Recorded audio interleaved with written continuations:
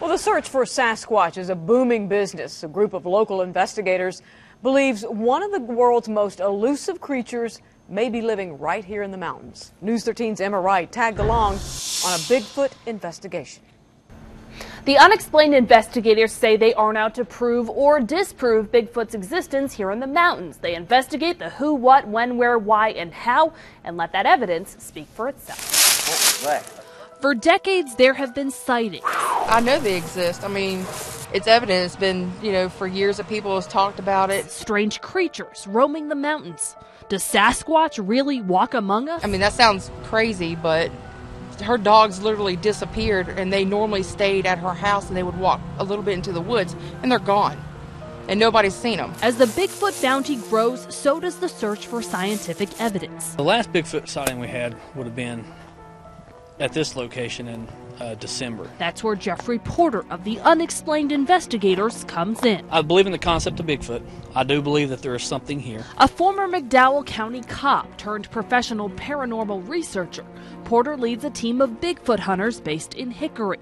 They use the scientific method to prove or disprove the probability of Bigfoot sightings. We look at the who, what, when, where, and how, and we try to answer those basic wishes. Roger Huffman and his wife joined the team last year. And they were having a class in Marion, and went up there and we signed up. Huffman, a car salesman by day and Sasquatch hunter by night, calls himself a skeptic. There's too many credible people have seen something to say that it's nothing. We followed the team on an investigation in an undisclosed location in the Linville Gorge.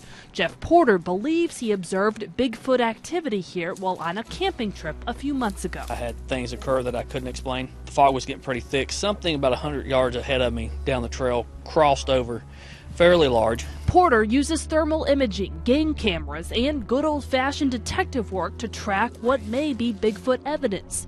The team keeps detailed notes during each investigation. They say remote mountains can sustain a Sasquatch habitat. You do have a water source, you have a food source, you have shelter sources. I mean, there's caves all around this area. Porter is keeping an eye on an unusual footprint he spotted a few weeks ago. I mean, it's pretty impressive for it to still be impressionable there. Yeah. It's still kind of taboo to talk about. But the majority of people who come off the side, off bar, and say, hey, I have had this experience. I won't tell anybody else, but I've had this experience.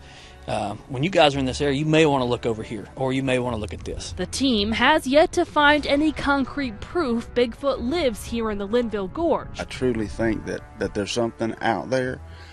I think eventually somebody will find one. So their research is growing, and for the naysayers out there, a lot of people's question is, well, how come they never found a dead Bigfoot anywhere?